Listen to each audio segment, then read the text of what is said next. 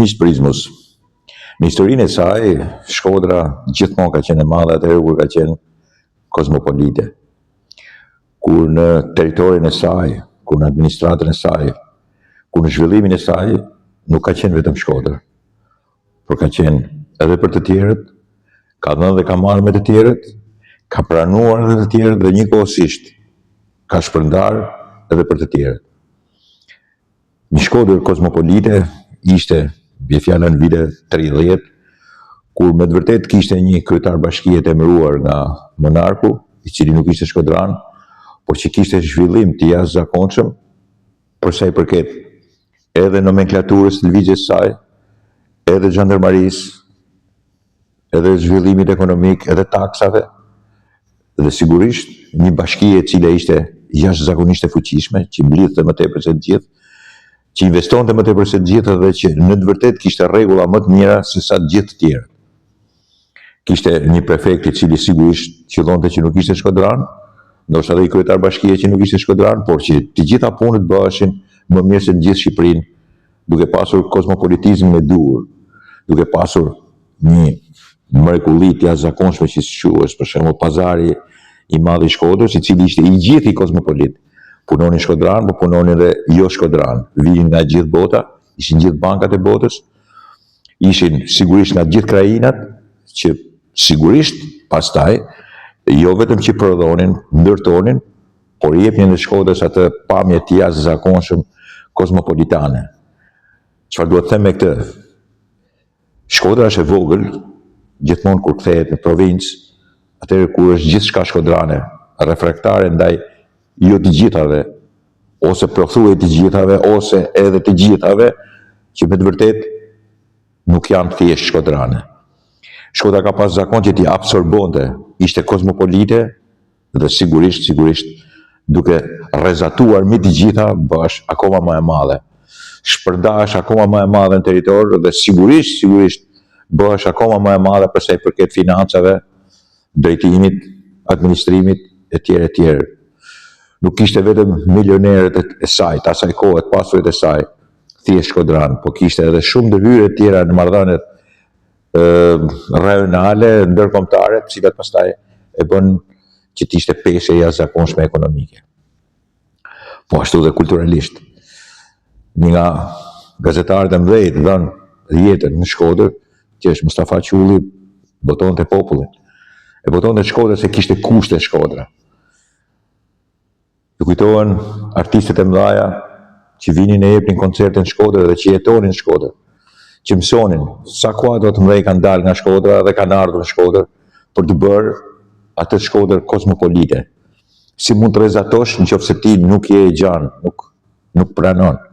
Kur të gjitha rrugët kalojnë ke ty, kjo është pjesë e kozmopolitanizmit i cili duhet të ekzistojë.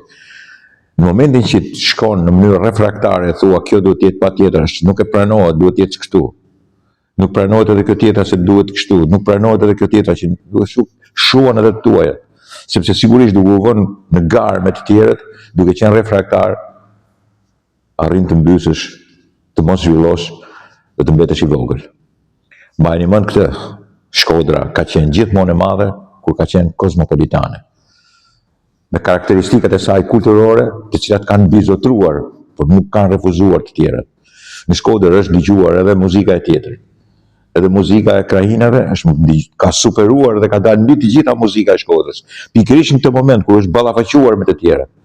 Shkodra ka prodhuar të gjitha mrekullitë e saj muzikore duke u ballafaquar të tjerët. Ka qenë edhe autosuficiente, por nuk ka ndaluar asnjë lloj elementi tjetër të ndërhyj, sepse sigurisht me to është ballafaquar dhe aty ka fituar. Në të gjithë elementet kështu, imagjinoni në elementet kulturor, kur bëhet kështu teatral, muzikor, se çfarë ka bërë me elementet, po themi, ekonomik, financiar, bankat, investimet. Çfarë ka bërë me marrëdhëniet me botën. Një Shkodër e vogël, që e duan edhe sot e kësaj dite dhe punojnë në mënyrë të ellshme për të qenë sa më e vogël, sa më shkodrane, sa më e ngushtë, është një Shkodër e vogël, është një Shkodër provinciale. Këto 30 e sa vite e kanë kthyer në Shkodër periferike, provinciale, duke neglizhuar edhe duke mos pranuar asgjë dhe njëkohësisht duke mos u ballafaquar me të tjerët. sa lejonte edhe shitet mend nga Tirana, duke ikur në Tiranë, për mirë pranonte të iknin në Tiranë, ta varfëronin Shkodrën, se sa Shkodra ishte kozmopolite, të ishte këtu, të jetonte mirë dhe të ballafaqohej jo vetëm me Tiranë, por me gjithkën që mund të ishte dhe donte që e varfëruan duke vepruar në mënyrë të kundërt me atë që Shkodra e madhe ka paraqitur spaku në 200 e sa vitet e fundit. Shkodra e madhe është Shkodra kozmopolite që pranon dhe me kulturën e saj fiton. Shkodra e vogël është Shkodra refraktare, provinciale, që mendon në mendjen e saj të mbyllur, që është në 2 rastet e mbyllur. Edhe si të them tash. Jo mendje e hapur, jo open mind, po close. E sidomos me zemër të mbyllur. Të dyja bashkë bën fatkeqësinë e jashtëzakonshme të Shkodrës. Këto ditë kanë përfunduar, Shkodra duhet kthehet në kozmopoliten e dikushme të saj. Dhe unë më mirë se vitet 30 nuk njoh. Shkodra u fut e mbyllur dhe pjesërisht e izoluar gjatë kohës komunizmit. Sepse sigurisht i hoqën tregtinë, i hoqën pazarin, i hoqën kreativitetin dhe marrëdhëniet me botën. Ja hoqën, ja ndaluan, siç ndaluan gjithë dhe po Shkodrës në mënyrë tragjike. Shkodra duhet të filloj si marrëdhëniet me botën, si me gjithë Shqipërinë, por duke qenë kozmopolite, duke pranuar edhe njerëz dhe kultura, duke u ballafaquar e sidomos duke ndërtuar në mënyrë kozmopolite, duke perceptuar zhvillimin e saj në mënyrë kozmopolite. Vetëm kjo është Shkodra e madhe. Përndryshe, ata që veprojnë në të kundërt janë njerëz që duan Shkodër provinciale, të ngushtë, të pazhvilluar dhe gjithmonë të kontrolluar nga një dorë personash të cilët realisht i duan të keqen Shkodrës. Dakord, miqtë e mi? Pjesa tjetër që do bisedoja ishte një nga mrekullitë që ka bërë Elon Musk me anë të Elon Musk, kështu shqiptohet, me anë të agjencisë të jashtëzakonshme të tij ballafaquese me NASA-n, por që është Starshipi, Starlinku, që janë mrekullia e sotme e botës. E keni parasysh atë që ulet dhe futet në suportin, ulet nga hapësira në suportin e saj. Kjo është. Raketat e Elon Muskut janë një mrekulli e sotme e teknologjisë hapësinore. Nga NASA kishin mbetur 2 në stacionin orbitar sipër, kishin mbetur 2 kozmonautë, kanë shkuar për 8 ditë dhe kanë 9 muaj atje. Imagjinoni çfarë fatkeqësie jashtëzakonshme dhe sigurisht mungonte aftësia, mundësia për t'i kthyer edhe një herë tokë.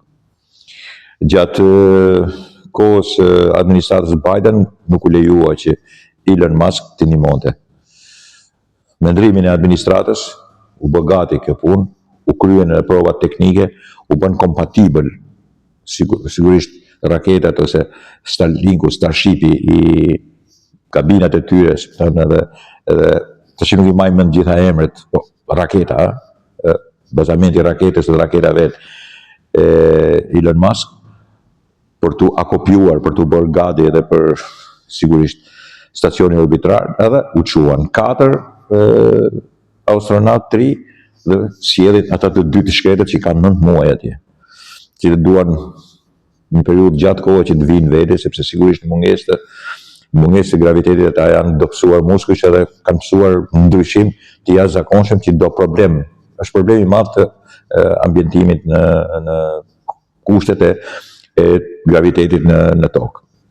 Kjo është një fitore e madhe, pritet që të vinë, nuk kanë ardhur akoma, por praktikisht aty janë bashkuar dhe do të rrinë disa ditë bashkë me njëri tjetrin, u bën 6 veta, 4 shkuan, 2 ishin. Tani do të kthehen, po me ndihmën e fuqisë teknologjike të raketave të Musk, do kthehen, shpresojmë për mirë në tokë. Tjetra që do bisedoja ishte fatkeqësia e jashtëzakonshme në një nga diskotekat e Maqedonisë. Por ajo që do diskutoja përveç se fatkeqësisë madhe të 60 vetave të vdekur edhe shumë të plagosur është kushtet mizerabël të një shteti i cili nuk kontrollon, teorikisht duhet të jepte dorëheqje qeveria.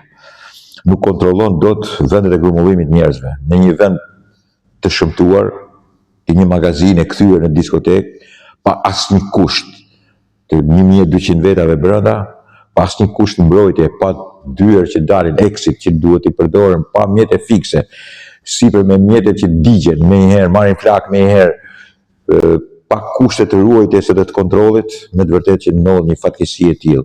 Një fatkeqësi e tillë që duhet, po them edhe herë, duhet ta çonte shtetin, kryeministrin e vendit dhe shtetin në rrëzim, po nuk ndodh në vende të tilla të demokracive, jo vetëm brishta, po edhe të shëmtuara, siç ka Ballkani, të jetë një gjendje kolapsi për marrëzit e mos kontrollit territorit, mos kontrollit të raporteve që kanë me civilizimin, edhe sidomos kushteve që duhen krijuar, qoftë edhe për diskotekat.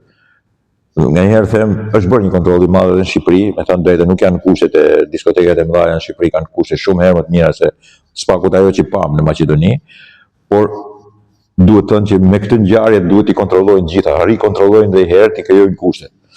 Sidomos se si është e ndërtuar dhe ç'kushte ka diskoteka, a janë në gjendje pronarët aty si ishin as të regjistruar, në çfarë regjistrime dhe çfarë kushte i kanë pranuar, edhe njëkohësisht pastaj mbrojtjen që duhet kenë.